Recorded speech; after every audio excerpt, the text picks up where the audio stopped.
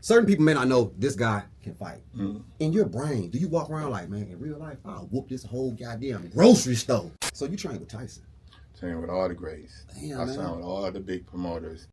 Nah, I don't know. It's different. But you know you can, though. Yeah. For people that's not familiar with the situation, he fought Nigel Benn in 1995. Mm-hmm. You know what I'm saying? There's a lot of conspiracy about it. What's your thoughts on it, bro? I know the facts behind it. Can you describe to my viewers registering your hands? What's the largest purse you ever won?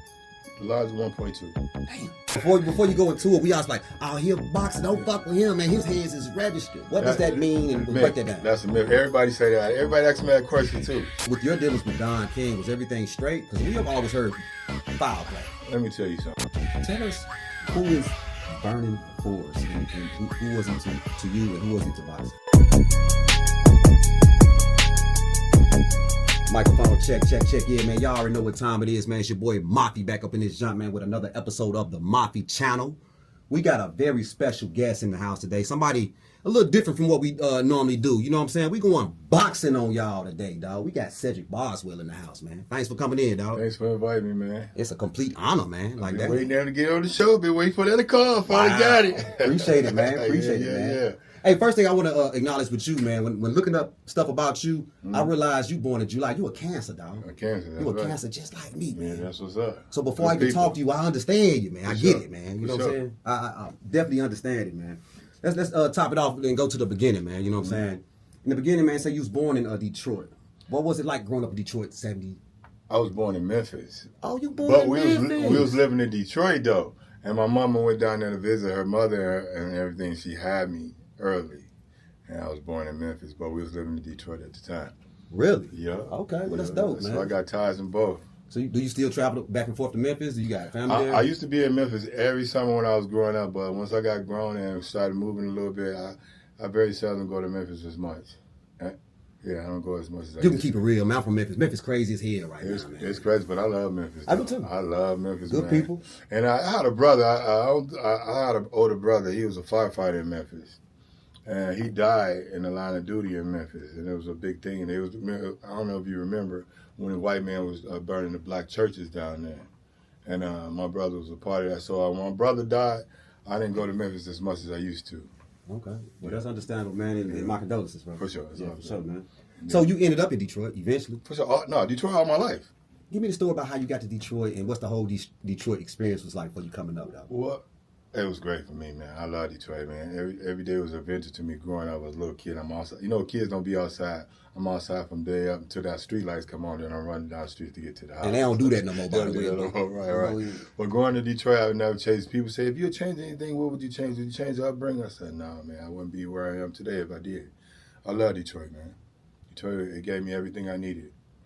Now let's talk about something that I really like to talk about, man. I never, growing up in Memphis, I never was like the tried out for basketball or tried out for football. I wasn't a super duper sport dude. You know what I'm saying? I could draw, I was artistic, but I always loved boxing though, dog. Tell you anything about boxing. Right. You eventually got into boxing. What initially made you want to get into boxing?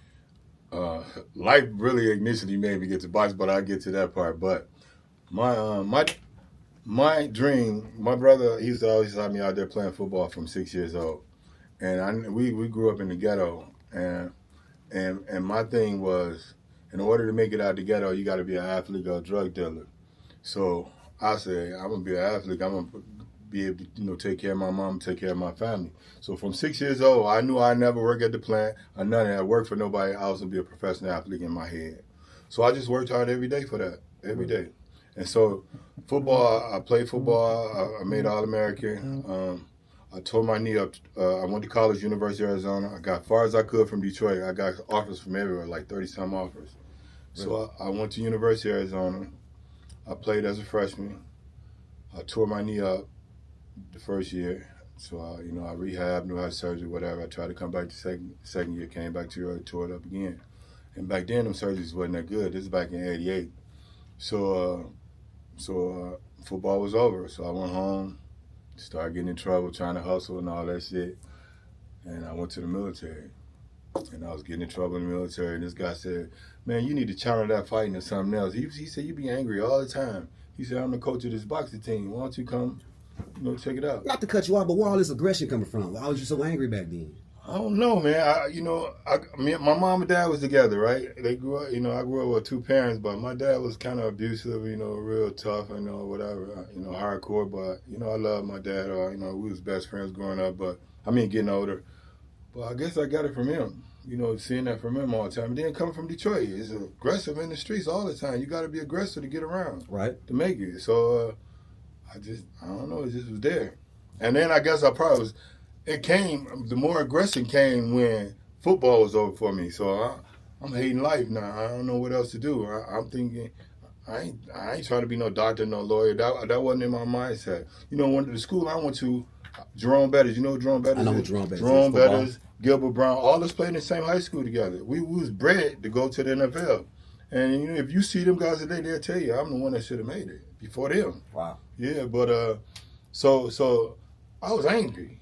I was angry, man. I was like, damn, because I did every day of my life. I woke up carrying that football, dodging cracks in the street and everything. And that was over. I was sick. I didn't know what to do. Dang. You know something I always wanted to ask a professional boxer, man? Mm-hmm. I can't wait to hear your answer on this. Can you describe to my viewers registering your hands? Because before you go into it, we always like, oh, he'll boxer, don't fuck with him, man. His hands is registered. What does that mean? And break that down. That's a myth. Everybody say that. Everybody asks me that question too. You register your hands once every year when you boxing. Only when you're boxing. When boxing is over, your hands are not registered. And even if they are registered and when you're fighting, you could defend yourself. I mean, you can't sit there and just let nobody whoop your ass. That's my next question. Can you get it? Are you allowed to get into altercations like at a bar or something? That's what I'm just saying. You talking about now? Yeah, like now. Oh, for sure, I can defend myself. Oh, you get on the and ass. My hands ain't registered. I'm an old man now. You can't do nothing. It's only if you fighting. If you still active fighting. And that's, again, if somebody hits you, you can defend yourself. So that's their problem after they hit you. But if you're going around starting stuff, yeah, you got illegal, your hands is illegal. But if you're protecting yourself, it's fine. That's just like if you're a police officer or you can carry a firearm, you ain't allowed to just go around shooting people, but you can protect yourself. What's the process of registering your hands, though? How does it happen? That's what I don't know. Well, anytime you turn professionally, every year you got to register. Every year. So that's the process of it, part of it. Yeah. So you got to be really, really decent to go register your hands. You can't be like no bum. You can be a bum to register your hands. Oh, really? Well, you can't. No, it's not just to go register your hands. It's to turn professional. And the part of turning professional, that's when you have to register your hands. It's like a big package deal. Yeah. So you trained with Tyson? Trained with all the greats. Damn, I man. signed with all the big promoters. Signed with Holyfield. When I very first turned pro, I signed with James Toney and them people, Jackie Callan. And then I was with her for like 6 months.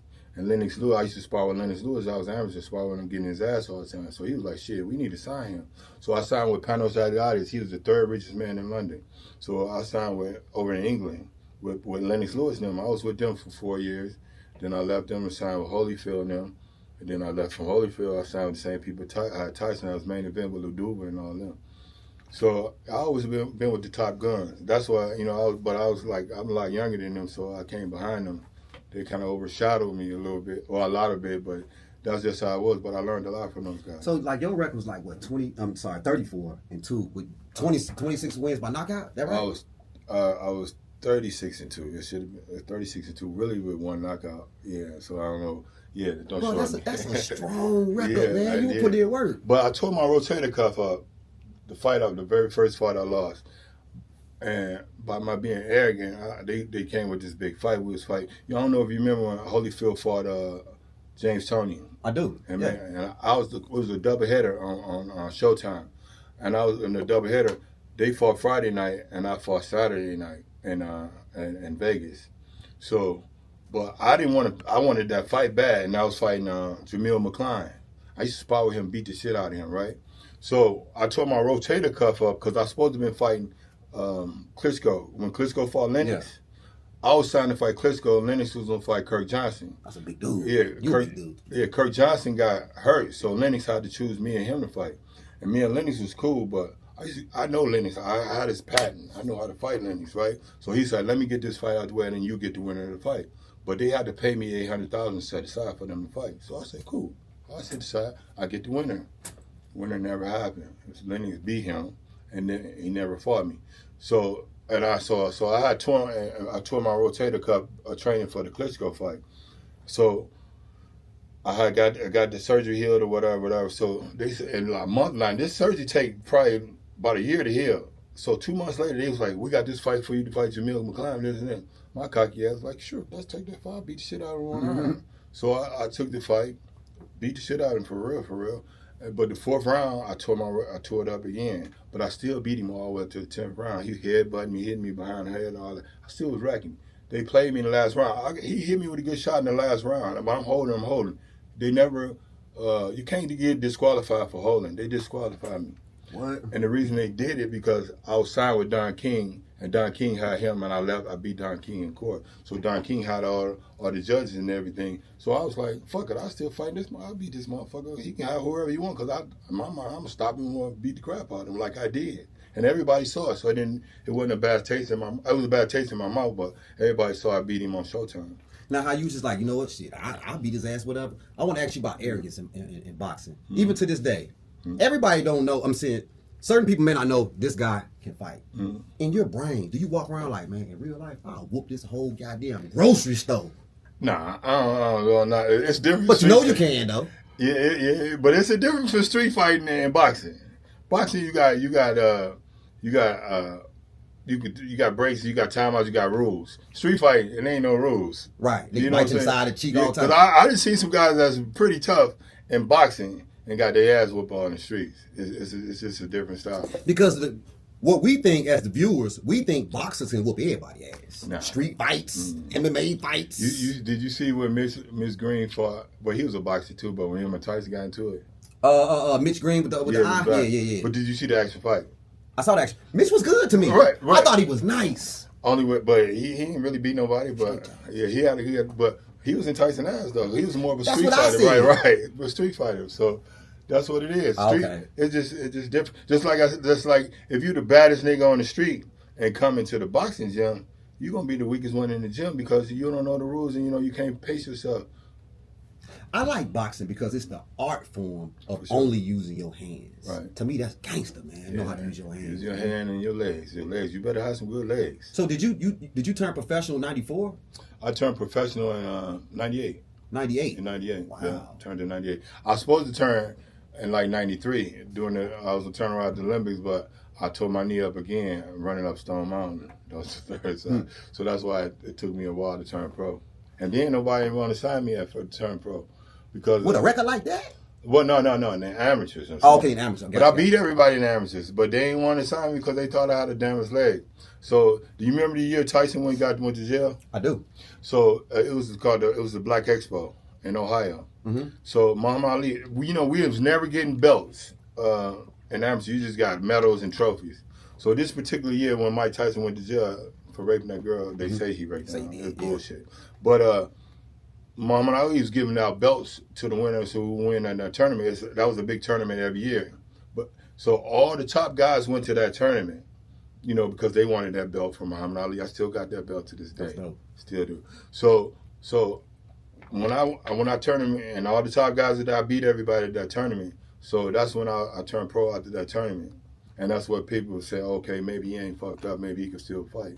Because my knee wasn't, they see me still beat the guys. But back in 91 and 92, and when all that happened, I was damaged goods to everybody. What's your thoughts on where boxing is now? Boxing ain't the same like it was back in the 80s. It's all about, I ain't hating on boxing. I just wish I was in this era of social media and all that because I'd be a rich dude. You can get on there and talk shit. You can talk it, tell you can market yourself. And that's what it's all about now as far as marketing. It's about fake. Like Donald Trump said, fake news. All these fake fighters out here, and all you gotta do is have a big fanfare, and you become popular. Define a fake fighter. That's a fake fighter. Yeah, because the best fighter. It's a shame to me when you have trained all your life and became the very best, and you get paid peanuts. But if you go in there and get a million followers, you can get paid $10 to $100 million, and you can't beat your little brother. It's all scripted. So I just think it's a slap in the face now. Is it insulting to you? For sure. Yeah. I mean, I did be disgusted sometimes. I ain't hating on the man because it feels like it's hating, but I'm happy that the guy could do it. But what black guy can do that? They ain't gonna never let a black guy do that. What's the largest purse you ever won? The largest 1.2.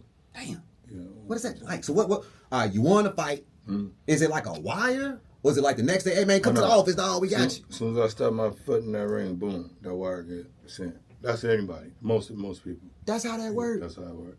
I never understood how that works. So y'all ain't getting in the ring unless they blessed you. That wire better be sent. Yeah. Ain't they like extra motivation for getting on the nigga? Like, you know what, they just cash me out. I'm finna go crazy. I don't want to go crazy anywhere because I want the world to see me because I grew up poor, bro. I ain't had shit. I wanted it all. I wanted everything that I didn't have. I wanted my family to have everything I didn't have. That was my motivation every day. Like I told you, I was 6 years old. My motivation was to make sure my mother have a better life, and I did that before she passed away. That's amazing, man. Yeah. I think that's Yeah. dope, man. I love hearing that, man. Mm-hmm. What's your real thoughts on Tyson and Floyd, man? When they do boxing matches like that? You got to look at it for what it is. If you're looking for a boxing match, it's a joke. But if you're looking for entertainment and having a good time and you want to watch something, everybody having a good time, your people gathering, that's what it's for. It's an entertainment fight. That's what it is. It's not a boxing match. It's not a fight. You know, that Tyson will beat. Mayweather. He's too small. You can't even feel Mayweather. He probably can't even feel Mayweather punch. If I fought Mayweather, I can't feel his punches. He's too small. But you know, just like when Jake Paul fought Tyson, he carried him. He didn't even try to knock him out. I don't care how old Tyson get. He'd have knocked Jake Paul out in the first round if he wanted to. When you was watching that Jake Paul and Tyson fight, what was you seeing? Was you like, Tyson ain't really giving it to him, or you thought he was just past his prime? No. Cause we saw him train, man. Listen, no, but muscle memory is a motherfucker now. You can throw 100 million punches in that same way he throw it. He always gonna be able to do that when he get 100 years old because he did it so many times. But is he great enough to still beat Jake Paul? Of course. He carried him. In that script that they had, you can't do this and you can't do this and you can't do that. And that's just what it was. And Tyson just followed the script. And again, Tyson know what it is. It's entertainment. See, we as macho men, we want to see Bravo, somebody getting knocked out, because that's boxing. We want to look at it as a boxing match, but we ain't looking at it as an entertainment. But people ain't looking at it as an entertainment. I'm looking at it as for entertainment because that's all it's going to be. It's not a boxing match. You get me? I understand what you're saying. Mm-hmm. Okay, so speaking of entertainment and fighting, as a boxer, do you enjoy UFC? I'm not into UFC. I don't watch it that much. I got a friend of mine that's a big damn. He throw all the fights here. I went to a couple of fights. I like it, but I just don't follow it too much. You still like boxing? Still got your heart? You still like that? I still got my heart. Yeah, I like boxing. Yeah. All right, now check this out, man. I have a boxer that's in my family. I have a half sister, and her cousin is Gerald McClellan. Oh, that's my guy. My sister's a McClellan. I came up with Crunk too. Okay. He was with Crunk too. So I want to know your thoughts on the whole. For people that's not familiar with the situation, he fought Nigel Benn in 1995. Mm-hmm. You know what I'm saying? There's a lot of conspiracy about it. What's your thoughts on it, bro? I know the facts behind it. So this guy named Tariq Salamasi, an Arabic guy, he boxed with us at Crunk too. When man used to train all of us, man Stewart. So one day Tariq came and said, "Man, I just got finished sparring Gerald." And he said, and he caught Gerald. Tariq can't punch that good. You see, Tariq, you my guy, whatever. But he was a great boxer, though. So he said he hit Gerald with a good shot and he started blinking his eyes. This is before the fight. Really? Yeah. So they stopped the sparring. They went back in the dressing room, and Gerald was talking to Tariq. He said, "Tariq, you kind of hurt me. You kind of, I don't know what's going on. You know, my eyes are blinking." Tariq can't punch great. So that started. Most people damages in boxing, you know, the sleep spur and the blindness and hardly can walk and speech and all that, it happens in the gym, not in the fight. It's from the gym wars. And that's where all the damage comes with the boxers, from the gym wars, not the fights. The fights is way easier than the preparation. And so he was hurt before the fight. I never knew that. Yeah, Joe was hurt before the fight. Yeah. Do you remember that time? Yeah, definitely. Did you watch the fight or you heard about it afterwards? I definitely watched the fight. What was your thoughts on it? I was like... Because Gerald knocked Buddy out the ring the first round. He knocked him out the ring. It should have been over with. Most vicious puncher in boxing. He was more vicious than Tyson, I would say.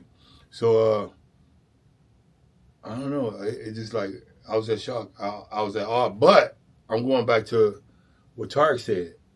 You know, Tark is a good friend of mine. I'm going back to what he's saying. Like he was blinking. Something was wrong with him before. You know, he had brain damage that the doctors didn't catch. And the doctors don't catch when you make. They don't care about catching anyway when you make that kind of money. They want that fight to go on. And he might have knew. He might have knew he had brain damage before the fight. But he want that money. It was all kind of conspiracy around that Nigel Benn and Gerald McClellan fight, man. A lot of people saying allegedly Don King had some stuff to do with it, man. You know what I'm saying?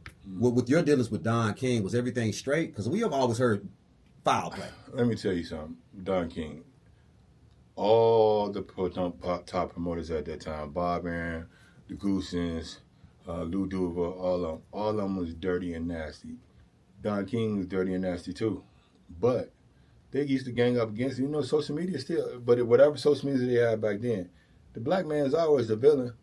So they wanted to make him look bad. But they was just as bad. Every rest of all of them. And he basically Bob Aaron now? Is Don King, are they basically the same person? They're as the far as same promotion? person, but nobody can be another Don King.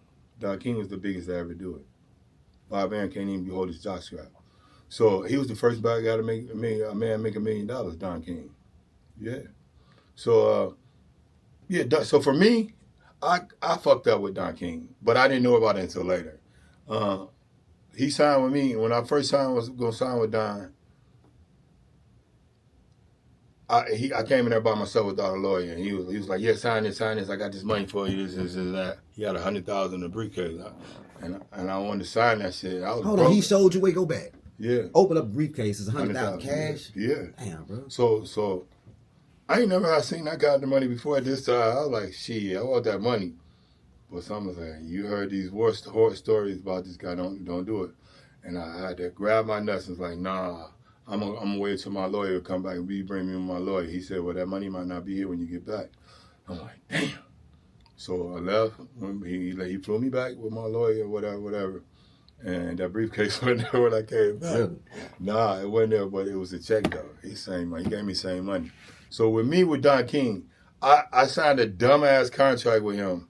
It said the least money you can make is $25,000 per fight, but the most money you can make $1 million plus, right?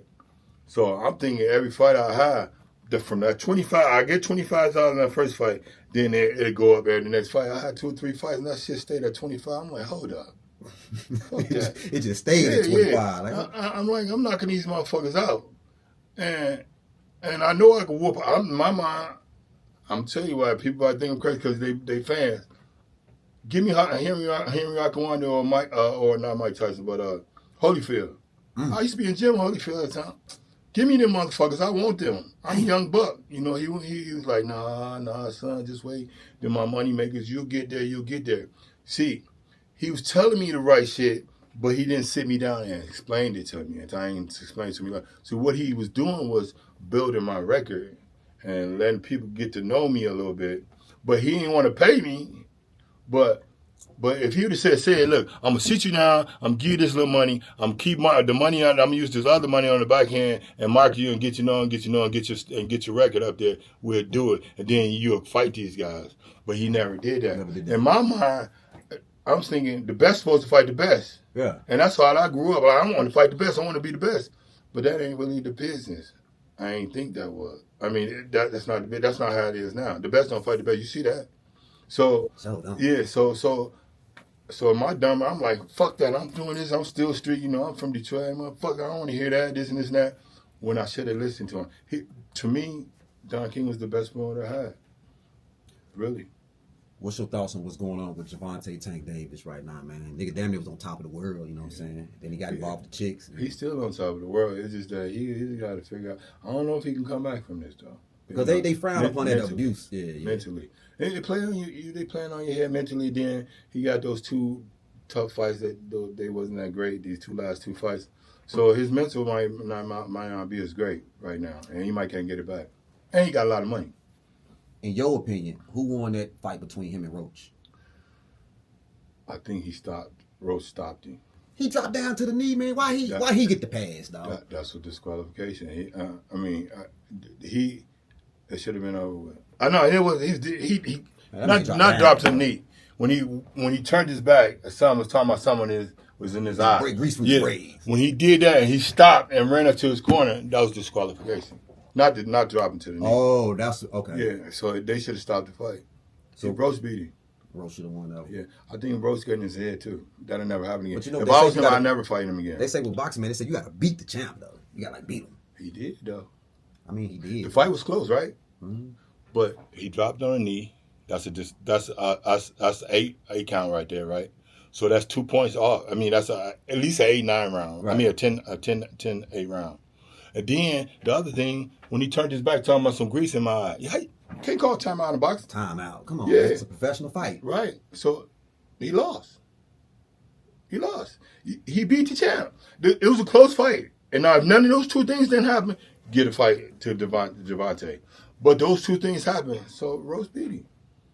Okay, bring up another fighter real quick. A lot of young fighters on the rise right now. What's your thoughts on Shakur Stevenson? A lot of people say his style kind of boring, but it's kind of hard to hit him, though. It's boring, but he's the coldest fighter out there. Really? I don't think nobody can beat him. Only because he's going to stick to the game plan. Which is? Stick whatever he's doing that's working and what they worked on. You see, keep his distance. He don't let nothing... He don't let you derail him from doing what he's doing. He gonna stick to it. He gonna keep his distance. He gonna keep pop shotting. He like what made but what made Mayweather so great is they the same chapter. Mayweather not a big puncher, but he a way better puncher than what's his name is Shakur. But nothing can take them out to their game plan, and he. Picture perfect. Shakur gonna be around a long time because he got good legs and he's very, very, very, very disciplined. And he understands. He's boring. He understands the game, but he a boring fighter. To me, he like a whole Lennox Lewis in the heavyweight division. People say he's boring, whatever, but he stuck to the game plans mostly, right? But he was boring. But when he fought people that they said was bums. He didn't do that good, but when he fought great champions, he ran through them. Let me ask you this. When y'all walking in the ring, right, you train for how long you train? Like 6 months, 6 weeks? No, 6 weeks. 6 weeks, right? Mm-hmm. You walk in the ring, it's finally time to get on this nigga ass, man. Yeah. When you walk into the ring, are you scared a little bit? Never. Look, my everything come in the dressing room. And before I had a loss, they should just... My mind used to just go crazy because I never know. I feel like I'm always in control of something, but you can't be in control on what's gonna happen. And I used to be like, that used to wear me out in the dressing room, not knowing what's gonna happen, if I'm gonna win or not. But in my mind, I'm thinking I'm gonna win, but I don't want you to lose that. So that's a lot of pressure. I'm gonna fuck this nigga up. I'm gonna kill this nigga. Now I'm going through because I'm listening to always 50 Cent. Tupac or DMX. So I'm gonna be killing somebody. But what should get to me was not knowing what the outcome gonna be. But when I touched that ring though, when I walked that walk, still a little nervous energy, butterflies. But when I touched that ring, I don't hear shit. All them people in there can't hear nobody but my family or my coach. That's deep. Can't hear nobody else. Because your ears trained to people who you love. So let's say you're fighting, you already got paid. Let's say you knock Buddy out. Do you get a bonus for knocking him out, or is it just a straight flat fee for what? Because it should, right? Nah, if your coach order, I mean, if your promoter like, yeah, Buddy, whatever. Nah, I never got a bonus. Really? Never. I got a bonus like if I was sparring, like the champs and stuff, and I got in that ass. They be like, oh, we're gonna give you a bonus. You worked him, you pushed the champ good, stuff like that. So you eventually got into boxing promotion. Yeah, I'm in Tell us a little bit about that. So when Tank Davis fought here in Gamboa, I don't know if y'all saw that fight. I watched that. Hell yeah. In Gamboa. Mm-hmm. So it was this lady. I had to start tasting my mouth from boxing. When that was over for me in 2009, I was like, fuck, I'm second. I don't want to see none of that. And so my advisor came. He was like, this lady, this really rich lady, like got millions. And she was with Mike Tyson and PC Stacy McClellan and all them. So they were saying they was robbing her blind, but Stacy, I don't think he was because I know Stacy pretty good. So we talked about it. So anyway, she wanted to meet me so I could help her because I know everybody in boxing, And I was like, nah, I don't want to get back to that boxing. I don't want to get back to that boxing. So she asked me, because she Gamboa. She was promoting Gamboa. Oh. So she asked me would I come to the fight. I was like, all right, come to the fight. So I went to the fight, seen everybody again. I was away from it since 2011. That was in 2019. And it just felt good to be around it again. That's how I got back into the boxing. Now, when you go to fights like that, like, all right, I go, I show up. Mm-hmm. But now you like, you feeling it again. Are you like, man, I kind of feel like knocking that nigga out again, man? It ain't like that. Because I feel like I cheated the game. Like all my friends, like Holyfield, James Toney, Riddick Bowe, wow. You can't really understand what they say now. They walking on their heels. Someone going blind. I cheated the game. I'm one punch away from that. So I don't never want nobody to hit me upside my head again. And we just talked about Gerald McClellan, how it turned out for him. Yeah, Gerald McClellan. Yeah, so you're right. Afraid. Speaking good, looking like money, looking good, healthy. And you know, my memory be drifting a little bit sometimes. I don't know if it's from age or whatever, but yeah, I don't ever want to be like that. So I don't even want to do the exhibitions. And I did okay in life, so I don't need to do it. So watching the game from afar right now, who's your favorite boxer right now, 2026? You don't know his name? His name is Jaquan Carty. He from Canada. We about to look him up now. 11-0. Dog. He fought his last 5 fights, undefeated guys. That's my fighter. Dog. He's supposed to fight in the Olympics during COVID, but they didn't have it. He can fight. Really? That's my favorite fighter. What's his nationality? I guess he might be Jamaican, but he black. He nice? Yeah, he nice. I looked up your stuff. You was unorthodox. You could do both styles. What's his style? He orthodox. But he like Shakur now. Oh. No, but he could punch though. But he gonna stick to the game plan. He ain't doing nothing fancy, nothing no crazy. He gonna stick to the game plan. Always. Turn the page real quick, man. For our viewers that are trying to get familiar with you right now, tell us who is Vernon Forrest and who was he to you and who was he to boxing? All right, I think for his, first of all, Vernon was from Augusta, but brought up in Atlanta. Vernon was a period boxer. He was 1992 bronze medalist Olympics. Okay. World champion. He beat a lot of great champions. Great guy. Helped out a lot of people. He used to have some homes for like the mentally challenged kids. Okay. He did a lot for them. And he was my best friend, bro. It was me, him, and Robert Allen. We all came out together in the amateurs, and we said, look, we the three amigos. We're going to pull each other up. And Vernon was the first one to get it. Rob Allen was the second one to become world champion. He fought Bernard Hopkins in time. Wow. And I was the last one to get it, but... Now, when you say Vernon was the first one to get it, what did he do? What was his title? Like, yo, my dog, it took off. Well, he first fought, he won the IBF title. He was with Lou Dumas them, and he wasn't doing him well. And I knew some people that knew Al Heyman and Sam. And Vernon came to me, he said, yeah, they've been calling me, what you think I should do? I said, you should sign with them, bro. Don't lead the dudes, sign with them, get it. The man, because, look, he you know who Al Heyman is? Yeah. Yeah, so Al Heyman, he can make some shit happen. He ain't never had no boxing before, so, but he got the industry. He got, he can get you known out there. And Vernon was a world champion, broke as hell, and nobody knew him when he was with nice. the Dubas. When he was oh yeah, he definitely was nice when he was with the Dubas. But when he got with Al Heyman and B. Shane that time, the whole world knew. He was on billboards everywhere. We had front row of Luther Vandross concert. Luther Vandross was like, y'all come up here, come meet me. The world was loving him then. Nobody knew him.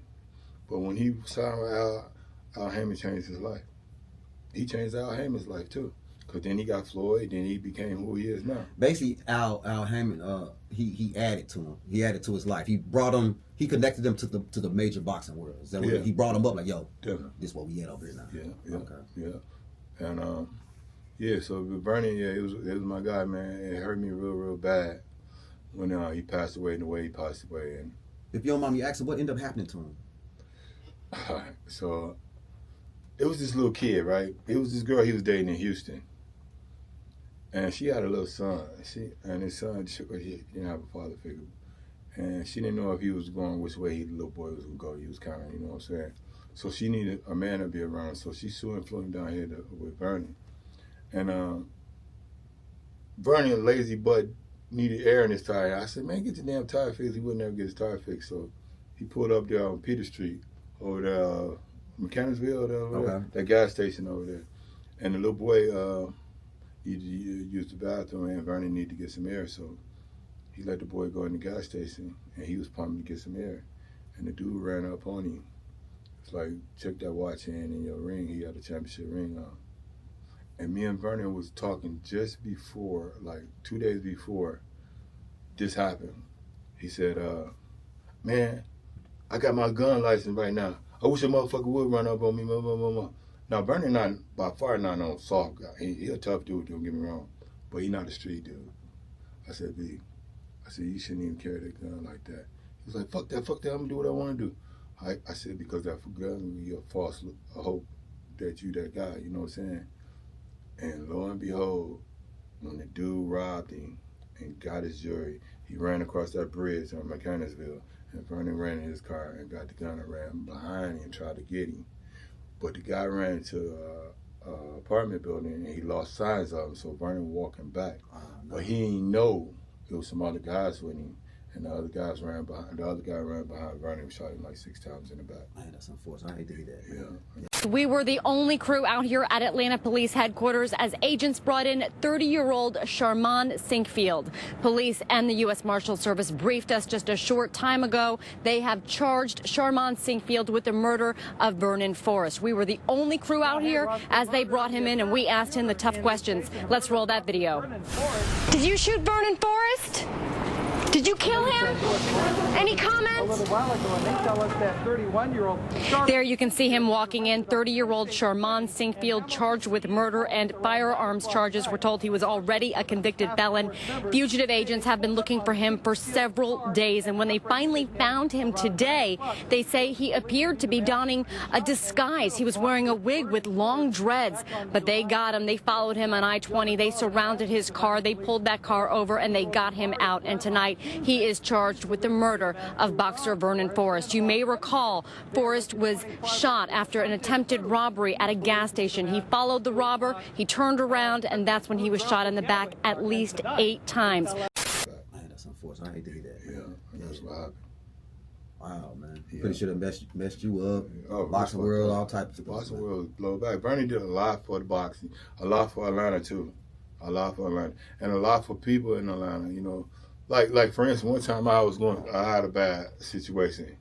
Like I tore my rotator for the second time. So I was like, fuck about it, I'm done with boxing. He was like, how the fuck you gonna be done with boxing? You only had that one loss, this and this. And I was like, fuck that. He was like, man, look, I got a show coming out that he had signed with Al and them. I knew Al and them too.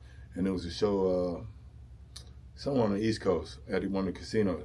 He was like, man, I'm about to fight this title fight. Fight on my car. I said, man, I ain't fighting on the car. He said, man, I'll put you on the car. I'll take care. I said, how much you going to pay me? He said, I'll give you 80. I said, you give me what? All right, fuck it. Yeah, I'll fight. It was a bum fight anyway, right. So I was like, fuck it. So he jump-started my career back over again. Wow. Then after that, I fought Oliver McCall, and one that fought Lennox Lewis, knocked out Lennox Lewis. I fought him, beat his ass. Fought a couple more other fights, you know, and got me back in contention again. What make you want to stay in shape, though, man? You ain't got to do that. I want to stay in shape. Everybody that's all flabby, like... Because I got to stay in shape because I ain't got married yet. I ain't never been married. I got to keep tricking them. But once I get married, right, I'll get fat in a motherfucker. Right. But until then, I'm stay in shape. I ain't mad at that, man. Yeah. Hey, look, man, let's talk movies real quick, man. How did you get approached for the role of Big George Foreman in the Big George movie, dog? So I got a couple movies I did. People, they just be coming up to me, asking me what I do to movie stuff, you know. So, but this particular George Foreman movie, this is a guy named Ron Pursuer, writer for boxing. He used to always say, man, you look like Sonny Liston. You look like Sonny Liston. I was like, man, I don't look like no Sonny Liston. So, I was like, he said, man, he said, you know, we stayed in touch sometimes. Like when people, like fans and stuff want to get in touch with me, he'll say, would you like to talk to this person? I was like, cool. Well, anyway, he was like, say, you remember that time a long time ago? I said, you look like Sonny Liston. I was like, yeah, man. He said, well, this guy, they looking for this guy to play Sonny Liston in this George Foreman movie. Would you like to do it? I was like, man, nah, I ain't doing that shit. I don't want to do that. Man, you turn around movie roles, man. Because look, I did a couple movies. It didn't pay enough for me. Okay. But this one did though. So I was like, he was like, man, you just see what it, where it take you. I was like, fuck it. He said, I'm gonna give him your number and let him call you. So he called me. So he FaceTime. We talking. The dude that did the movie, that wrote the movie, produced the movie. He talked to me and he was asking me different stuff. So I forgot. And then he asked me would I want to play that role. I said, of course. I play that role. What I got to do? He said, just keep talking. We just keep talking, and I'll tell you what you have to do later. And then before the interview was over, he said, you got the part. Now, you said you've done movies up until that point, right? Yeah. So this is just another day at the office for you. It was different though, because I had to learn. Like, this 1, 2, 3, right? Mm-hmm. That's in boxing we got different punch counts. So with them, because we got to roll punches or whatever, and they got to call out punches, and it was kind of difficult for me to learn the punch count because it ain't the right way. You feel me? So it was different. But as far as the rolls and stuff, it was easy, but it was kind of difficult rolling the punches and learning that punch count when I'm so familiar with it being a certain way. But it was a good experience, though. I loved it and I enjoyed it, though. What you have to do to prepare for a movie role as far as like boxing? Is it like a regular boxing preparation? Like you training? Kind of, yeah. Because they want to make sure you're in shape and you got to be hitting the bag, hitting the speed bag. And there's 100 million takes. You got to keep doing it over and over again. But that's the thing, though. But with you being the professional, when you come on set, shouldn't they listen to you? Like, nah, they go like this. No, they don't. But they did start. They did. But they have a professional, they say a professional guy that this is what he do. Show the actions, whatever. But he started listening to me towards the end. I don't know if you ever seen the George Foreman movie commercial before he died. He punched it on the bag, heavy bag. So they asked me would I do that, but I was in Colombia. They said, would you do this thing for George Foreman? I said, well, I'm in Colombia right now because my fighter was having a fight. Right. And they was like, well, we give you $10. I said, hell no, that ain't enough money for me to come from where. So he said, how much you want? I said, I probably need about 30. So they sent me down there. So when George Foreman hitting the bag, boom, when they show my back, I'm hitting the bag hard, hitting it real hard because he couldn't do it no more. And then so that's you we see. Yeah, it's me. That's hard. And then when he started talking, they clicked it back on him. And then he said, whatever he said, him and his son. And that was actually him, so they paid me extra for doing that. And had you met George prior to that? Did you ever meet him? Or? Oh, you know what? I never met you. George talking before the movie? Well, yeah, prior to. Not prior to, but during the movie and during our movie, we talked a lot, spent a lot of time together. So when a movie like that come out and you portraying somebody like that, does George reach out to you afterwards, like, "Hey, bro, that's a good job," or does the friendship kind of just dissipate? Well, after the movie, it dissipated. But when we did the grand opening, and he stayed by my side, saying it was good, he was happy for me. It was like, look, I want you to sign. I want to sign his gloves, give it to you. He was trying to give me a lot of stuff, and then he died. Right after that, not too long after that. George Foreman ain't dead. Shit, dead in the donut. Dead in the donut. Yeah. George Foreman, the boxer, the Foreman grill. George Foreman. Yeah, he died. When? He died like a year ago. I damn near want to say cut. Yeah. For real? Yeah, he died. Yeah. Damn. That's why I was so glad. So in my basement, I got a lot of stuff in my basement, and I got them gloves he signed. I got the posters he signed. I got all that stuff, man. I was happy to have that opportunity with him. I didn't know that one, though. Yeah, that was only like, 2 years ago, maybe. Really? Yeah, because the movie came out about 2.5, 3 years ago. Man, say it, I ain't gonna lie to you, man. This was an honor, man. An honor for me too, big guy. Shout out to my dog, my business partner, Reggie B over there, man. You know what I'm saying? That's my guy. That's a long time over there. I've been knowing this guy for a long time. He always been a stand-up guy. Took care of me always. His little bro. Dog. That's my dog. Yeah. Shout out to Reggie B, man, setting this up, man. Said, man, it's been an honor, man. For Thanks, one, man. Appreciate it. I peeped you out, man. I already knew who you was. You know what I'm saying? So I'm like, yeah, it's an honor. But just telling everybody about boxing, man, your lifestyle and everything like that. I appreciate you for coming through to the Mafi channel. And you know what's cool? You inspire somebody. It's somebody shadow boxing watching this right now. Like, man, I want to get into this thing, man. You inspire somebody. Hey, man, I can't let you leave up out of here, man, without bringing up some more boxing, man. You know what I'm saying?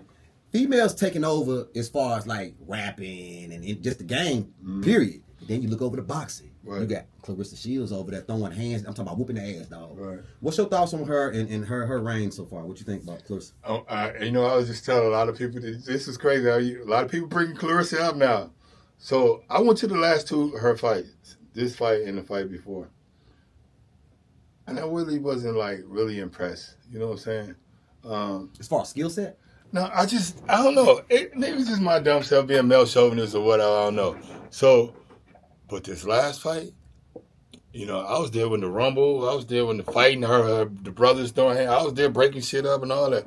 But the last fight with her and the girl, though, I got much respect for Clarissa Shields. As far as her, I always had respect for her. She was a great fighter. Don't get me wrong. She got her skill set is great for a girl, or for a boy too, right. Whatever, for a boxer. But the tenacity that she brought into boxing with all that weight she be carrying from everything, and then to be able to put on such a great event that night, she gained your respect. She gained my respect big time, and I enjoyed it. And she had me on my feet the whole time. And I think everybody enjoyed that fight, man. It was like a Mike Tyson fight, bro. I enjoyed it. The electricity in that room was crazy. I'm going to keep it real. I watched the whole fight. Shout out to the girl that was throwing hands with her. Yeah, I thought sure. she did good. She did I'm like, great. damn, she could scrap. She kept coming. She did good. But I did watch Clarissa. I'm like, damn, she is nice. Yeah. So she did her thing. She did her thing, yeah. So I respect Clarissa. Hey, she gained me as a fan big time. Not that she needed it. She got a lot of fans. But for me, I respect her. What do you think about when the women boxers get super arrogant? Like, you know what? I'll whoop that nigga ass. Hey, when they want to cross over to like the man, like, you know what? That's what they think. But you know what? That just be talk, bro. I mean, it's just talk. They Just know feeling they good. can't. Just They can't. nice. They know they can't even whoop their boyfriend. Yeah. You feel me? Yeah. So they just be saying that you got to sell tickets. What did you think when she called out Layla Ali last year? I think she'll whoop Layla. Because she's past her prime? Look, I used to be around Layla when she used to work out, and Yaya McClain, I don't know if you know who that is. That's her ex-husband, but he's the one that brought her along during her time of boxing. And I used to see how they used to move her. She didn't fight the toughest people out there. Clarissa is fighting the tougher people out in her weight class, in different weight classes. That means a lot though with boxing, right? Because you're not picking like the scariest people. Right. Clarissa is a more skillful, better fighter. Period. I think if they fought at their prime, Clarissa, she wouldn't stop her, but she'll beat her easy. Was Layla nice? Or was it For what they have for her? I think Layla was a class C+ fighter. I think there's a lot of women that was in her era that would beat her, but they wouldn't touch them. I didn't ask you this. I'm gonna ask you this real quick. Who's your favorite boxer? Not today, just period coming up.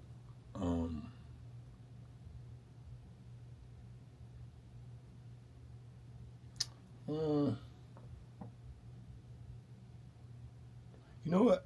I would say who really got me into boxing. My dad used to I never was into boxing when I was younger. My dad used to love boxing. He used to take me to the gyms and stuff. So I used to just sit there and watch him when I was a little kid. So I used to see Tommy Hearns and Mil McCory and all those guys. So I was fascinated with boxing, but I didn't want to box. And then I know one time we was out in the streets playing football on my block, and Tommy Hearns used to like this girl, pretty girl, used to live down the street. Ain't he from Memphis? He's from Detroit. Okay, he's from Detroit. Okay, gotcha. Just beautiful. He played the Gronk too. He boxed the Gronk too. He put Gronk on the map. So he used to go down the street and date this girl down the street. Everybody loved the girl in the neighborhood. So he was driving down the street in a Rolls Royce, a red and gold one. And he grabbed me, and we fighting like bad little kids, and he grabbed me. He was like, y'all cut that out, this and this and that. And I turned up, it looked like I seen an angel, and it was like he was lit up. Wow. But I already knew for a minute when he was right. So he talking to us, talking smack to us, boom, and then he left.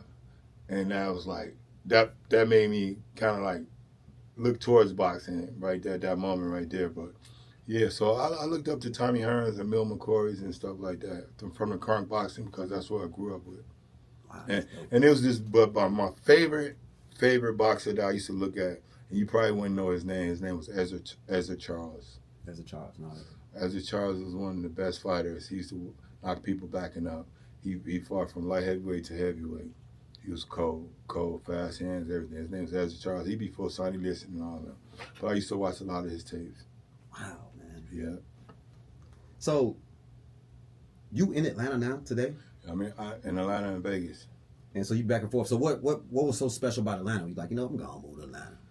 Because when I signed my first contract, right, and I was with them for 6 months, I signed with Lennox Lewis and them people, but they had this guy named Tommy Brooks. He was the top trainer, and he was training. So I wanted to be with the top trainer, and the top trainer was training Holyfield. So Holyfield was getting ready to fight some big fight, but he wanted to train here in Atlanta. So we got to go wherever the big man go. So Holyfield was the big man. So I was staying in a hotel, and you know that big house Holyfield had? Yes, I remember. So it was the little house. That big house wasn't The there. one he got for his mom. For his mom. It was 10,000 square feet, but it was like a little house to that big house. So we used to train in the basement, and then gym. He had a whole gym and everything, so we was trained down there. Then he took me to this club called Atlanta Live. You probably don't know that club. The coldest club you ever want to see in your life. I want to go now. The code. You know the Kroger's that on Piedmont? I don't think it's Kroger's over there no more. On Piedmont and Peachtree. It was that little shopping plaza in there. Vaguely, yeah. That's where the club used to be. And man, nobody could mess with this, dog. And you walk down the steps, you see all the entertainers and everybody. And look, I had a Corvette, right? A brand new one. I'm thinking I'm bossing. I'm coming down here in my Corvette, I'm pulling up. I'm like, yeah, valet my Corvette. Then I'm looking around all these Bentleys and Ferraris and all. Rolls and shit. Yeah, look. And then, so I'm like, I gave him my keys and we went to the club. Holyfield got us in. So I'm down there, the brat and all that. I'm with a chick. The brat took my chick from me. I had a bad night, bro. Brat took my chick from me. I'm like, because I'm from Detroit. We wear loud colors. I had a Gucci shirt on, some orange pants, some Gator boots, Gator belt, Gator vest. But it was too much for a line. Damn. Overkill. The Brett came up to me. She was like, nigga, who you be? You must be from the Chi of Detroit somewhere. I was like, yeah, get the fuck out of here. Yeah, whatever. I'm from the D. What? I said, how you know? She said, because you sure looking like a pimp. Damn. Killed me. I want to keep. look, Holyfield. Look, Holyfield and all my friends, Vernon, all that. They said, you doing too much? I said, nigga, get out of here. I'm the shopper. So the next night, I had a T-shirt and jeans on, and it never changed. Every time I went to the club, that's what it was. Really? T-shirt and jeans, yeah. Oh, look. And then when I went to go outside to get my car, after she took my check. When I didn't get my car parked way on the other side of the street. Because it's brand new. Right. The drop top vet Yeah. ain't shit here in Atlanta. And I thought it was something, man. It gave me a rude awakening. But so I was like, I got to get my game up. I want to be world champ. I want what Holyfield got. So that made me train hard, bro. Hey, before we get up out of Memphis, man, I know sometimes making money might be kind of hard. You know what I'm saying? For certain people, it's kind of hard to come by. Right. Can you explain to the viewers, man, how hard is it keeping it? That was my hardest point right there. I was broke 100 million times, bro, trying to help family, trying to catch up with all the things that I never had. So I would advise any person that get money, get you somebody that you trust and that can help you, not for you to give to them, that can help you understand how to keep your money. Don't give nobody your money. You keep your own money. But listen to how they tell you to invest it. Because this last time, how I stayed afloat this last time, bro, I was homeless one time, bro. And I made millions. And I became homeless living in a garage. This time I was able to keep it this time. And I did a lot of investment and I listened to people. And I swallowed my pride. My pride was stood in the way a lot of time from being able to achieve. And a lot of black people don't know how to swallow their pride. And that's what I had to do. How? Because I ain't gonna lie, bro, I struggle with that sometimes. Yeah. How do you do that? How do you overcome I the shut pride? the fuck up and start listening. Stop knowing everything. Stop trying to control situations where I can't control. Just know how to walk away and just and be observant and just relax and listen and try to learn. And that's what I did. This one lady I was telling you about, Judy, the lady, she was worth $600 million. Damn it. She showed me a lot, bro. She told me how to invest, showed me the stock market. We worked with promotional companies together. And there was another woman. It was two women that was great in my life at this end chapter. The other name is Deborah Richardson. Okay. Black lady. she was the lady that got all the money for a civil rights museum downtown. Oh, wow. So I had two ladies that showed me, you know, how the walks of life. And I thank God for that. That's amazing, man. Yeah. Hey, before we get up out of here, man, can you give us a little motivation to the youth, man? You might got a little riffraff. All he want to do is throw hands and tear shit up all day. He got misguided anger. He don't know how to do it and channel it. What kind of advice you got to the young youth out there, man, trying to do something? I don't know, man. That's a hard one right there as far as your anger and all that. But in order to succeed in life, you gotta channel that anger. You gotta grasp it some type of way. And it was hard for me to learn how to do that. But I know this though. Whatever dream that young man may have, a lot of people gonna try to deter you from your dream and tell you what you can and cannot do. But nobody can dream and see your dream like you can see your dream. So don't tell nobody your dream, just dream it and keep it moving. Man, we gotta get that. Hey, man, I appreciate you for stopping by. Listen, you know what, man?